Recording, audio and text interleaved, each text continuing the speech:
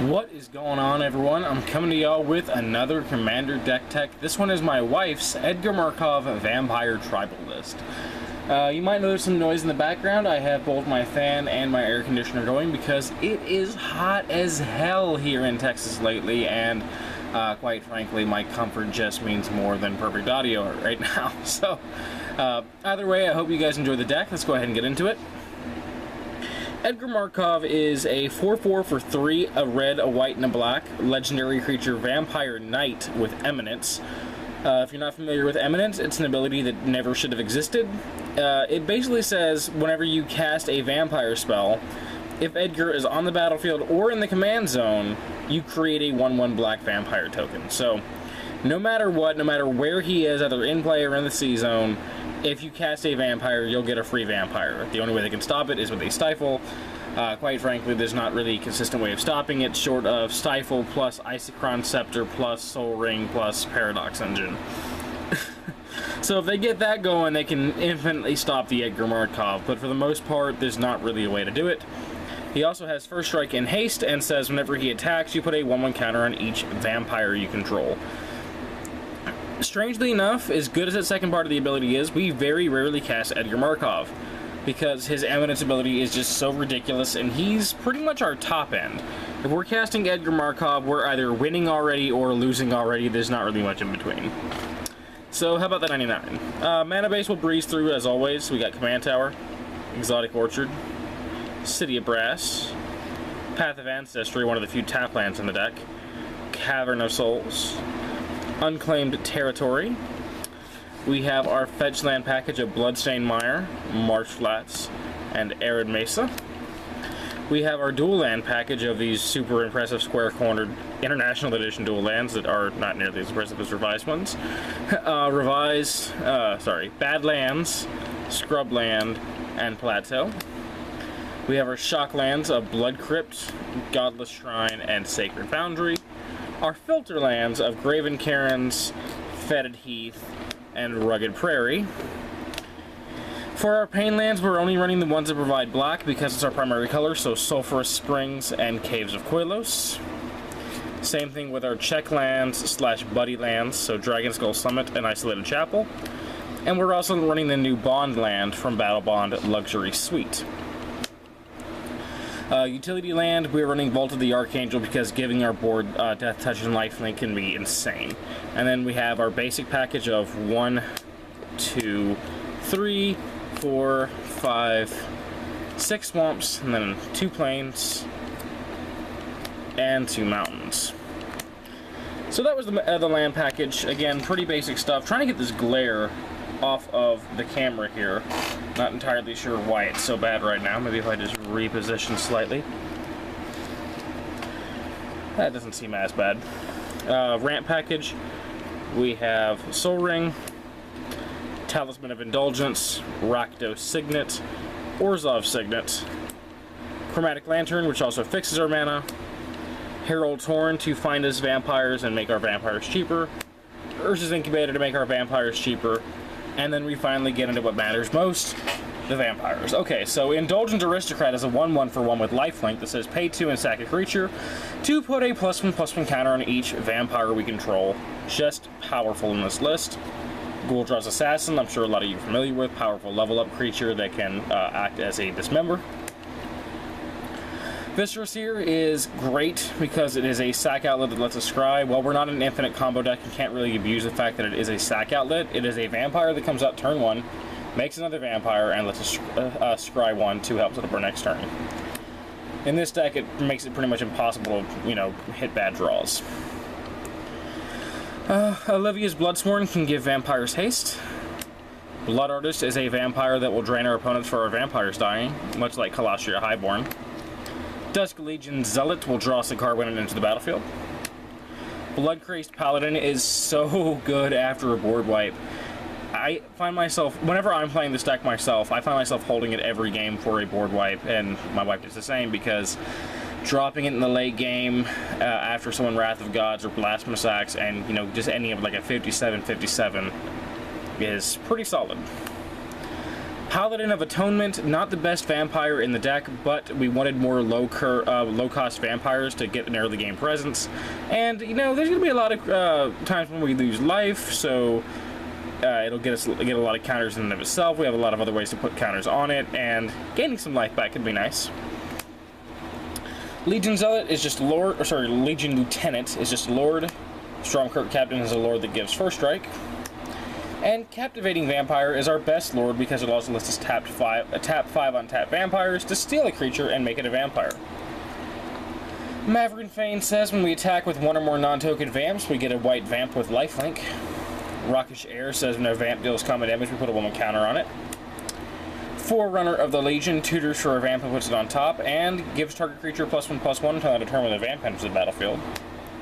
Yahenni Undying Partisan is also it's a sack outlet again, which isn't very relevant for us. But whenever an opponent's creature dies, we put a 1/1 counter on Yahenni, and we can sack a creature to give him indestructible on the turn, so he lives through board wipes. Dark Impostor is a very slow way to remove creatures, but, you know, 2/2 for 3, which in the late game we can pay 6, exile a creature, put a 1/1 counter on it, and he'll have all activated abilities of all creatures exiled by him. It's not irrelevant. It's been powerful before. You know, hitting someone's Krav with Dark Impostor is just pretty solid. Kheru Mind-Eater and Stromkirk Occultist are both forms of card advantage in this deck, which we want, because we're in Mardu and we can't really draw. Mirror Entity is technically a vampire, so why not? And just dumping all of our mana into making our huge horde of vampires larger until end of turn can be really solid. Drana is going to put a 1/1 counter on each attacking creature whenever she deals damage. She has first strike, so she'll hit before anything else. The other creatures will get bigger before they have to deal their own damage. Just a solid vampire from recent sets. Taurean Mauler, also technically a vampire, might as well. 2/2 for 3, that's going to grow with each spell an opponent casts. Vampire Nighthawk, because why not? 2/3 for 3, flying to touch lifelink. Bloodline Keeper can tap to make 2/2s, and when we have 5 or more vamps, we can pay a black to transform it into a vamp that gives our other vamps 2/2, and still taps to make the 2/2s. Elenda is a vampire-producing engine because we have so many ways of piling counters onto vampires, in addition to her own ability. And when she dies, we're going to make that many 1/1 white vampires with lifelink. Seems good. Falkenrath Noble is actually a slower vampire that is on the chopping block whenever I find another decent low-cost vampire to put in. But for now, just another big aristocrat drain creature. Sanctum Seeker is a Hell Rider for vampires. I don't think I need to say much more. Olivia Voldaren is a slow way to steal creatures and turn them into vampires, but it's good in the late game if we're in a really grindy matchup. Kalitas is just super solid against the graveyard combo type decks because it won't let them get their death triggers. And it provides a steady army of zombies as well, so, I mean, why not? Twilight Prophet is insane. Casting this on turn 4 almost always nets us the City's Blessing by turn 4. And getting card advantage, again, in a Mardu deck is just important, so I'll take it. Malakir Bloodwitch is expensive, but it drains for a lot, so we like it. And Patron of the Vein is expensive, but it pumps our whole board and kills it whenever an opponent's creature dies, and it kills a creature when it ETBs.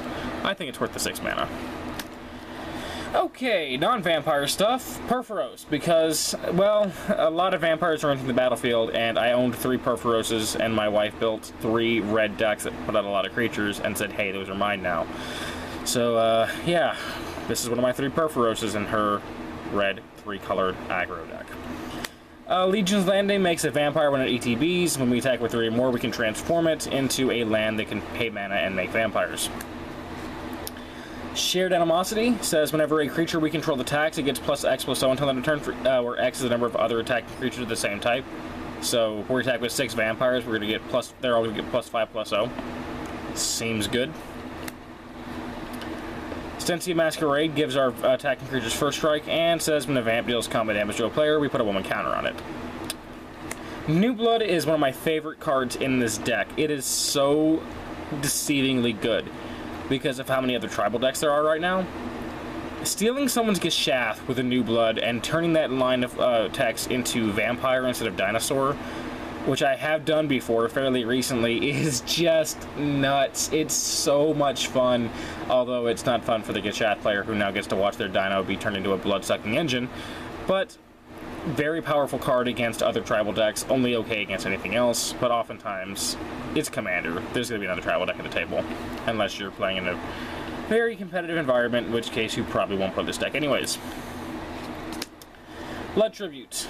It's expensive, but it lets us drain someone for half their life. People hate us. They want to kill us. We need life gain. Sensei's Divining Top. Yet again, I only own a couple of these, and my wife has claimed them all. But because we're in Mardu, we need ways of setting up the top of our library, and Top is great at that. Skull Clamp. Because we mentioned that we need card advantage, and we have 1/1s, and Skull Clamp loves 1/1s. Read the Bones, black card draw, Wheel of Fortune to reload our hand, Phyrexian Arena to give us steady card draw, and Ambition's Cost to give us a little bit of card draw.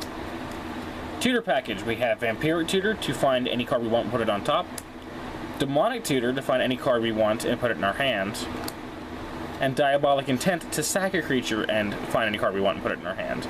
Not a very steep cost to pay in this deck. Some removal, we have Vandal Blast, because we jam this into every deck that ever has red, because artifacts are a problem. Swords of Plowshares, because instant speed removal for 1 mana. Crypt Swap, because a exile spell that makes us a vampire is kind of fun. Chaos Warp, it's just probably one of the best removal spells in Commander. It hits any permanent, shuffles it in, so our opponents can't even just reanimate it. It does give them something random off the top, but usually we don't care. It's basically just an instant speed Vindicate. And here's regular old sorcery speed Vindicate. And his cousin Anguished Unmaking. Board Wipes, Blasphemous Act, because casting a board wipe for 1 red just sounds like fun.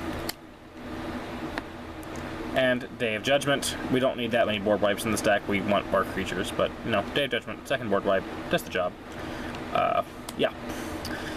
Anointed Procession, because why not make a bunch more vampire tokens? The fact that they gave white a parallel life still blows me away. Sorin Solemn Visitor can make vampires, give our creatures 1/0 and lifelink until their next turn, or give us an emblem that says during our opponent's upkeep they sack a creature. It's mostly here for that plus, gain us a bunch of life, occasionally that minus, make us some creatures. You get the idea. And Sorin Grim Nemesis. This card is great. It's expensive, but it's card advantage. It can be some damage on the Negax, but that -9 is awesome. Creating just that many vampire tokens with lifelink just ensures us the game. When you ult a Planeswalker, you're probably winning, and Soaring Grim Nemesis supports that claim.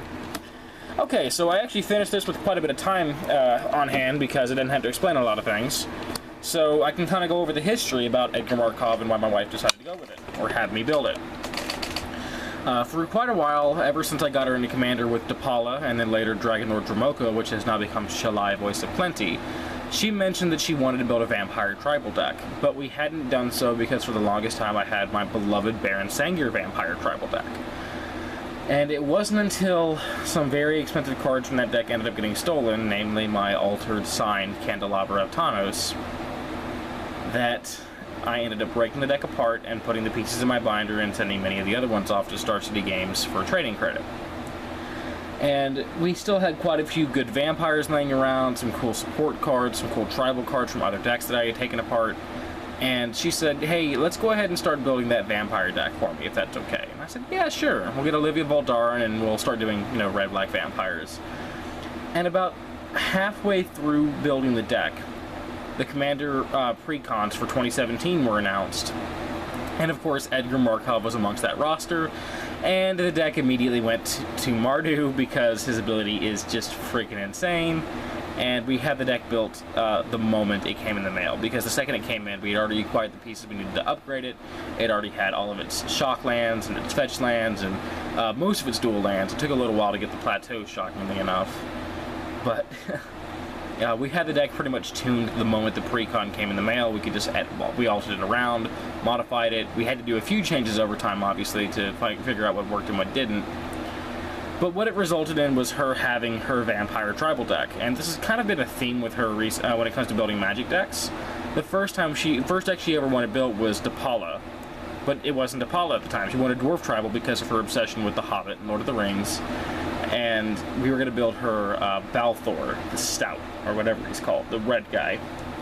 And we had gotten all the red dwarves together. Our friend Hagen had just given us his collection of dwarves. And then Kaladesh announced they were going to be dwarves. So we held off to see if we got a decent dwarf commander. And we got Depala, who is the best dwarf commander we could have hoped for. So with Edgar Markov, she lucked out in a similar fashion. As we were building a deck for her, we got a better option that was announced right away. And it's a blast. The deck is super fast, super aggressive, just powerful, very powerful in a non-competitive EDH sense. I feel like players get the terms competitive EDH and playing EDH competitively mixed up. Because I hear people say they have a competitive, you know, whatever deck, competitive Skithrolix deck, and it's like, no, you really don't. Skithrolix is far from a CDH general and will get you wiped off the table before you even get to play it. Because it doesn't hold up in that environment. You can play EDH competitively without playing competitive EDH. And if you're playing EDH competitively without playing competitive EDH, Edgar Markov is probably one of the best aggro generals to go with. That insane ability of just creating vampires for free that can't be stopped is nuts. And I think that Eminence as a whole is kind of a busted mechanic, but at least there was only one Eminence general that was really worth... well, I can't say that. Inala's getting better with every set. She was garbage when the set deck first came out, and I will stand by that. The deck was trash. But Inala's been getting better and better and better with every card that comes out. Dire Fleet Ravager made it better. Then, of course, all the Dominaria cards like Naban and Naru Meha made it better. And now we have this Spell Seeker thing, the Instant Sorcery Recruiter from Battle Bond. Just insane stuff coming out for Inala in, you know, recent sets. So she's catching up, but I feel like Eminence as a whole is just kind of a busted up mechanic. But I can do a whole other video on that subject later. I'm kind of rambling at this point, and I'm sure most of you already tuned out by now. But yeah, that is my wife's Edgar Markov Vampire Tribal deck. So, let me know what you guys think of the deck in the comment section down below. Feel free to share your deck lists down below. Just like send us a tapped out link or something. And if you have suggestions on the deck, we'd love to hear them. We always look through. If you're looking for advice on how to upgrade your own, we're more than willing to help you. We honestly just love Magic and all things to do with Magic, so we'll talk about it with you as long as you want. So yeah, that is my wife's Edgar Markov Vampire Tribal deck. It is fast, it is mean, it is a freaking machine. Hope you guys enjoyed. I'll see you next time. Peace, and take care.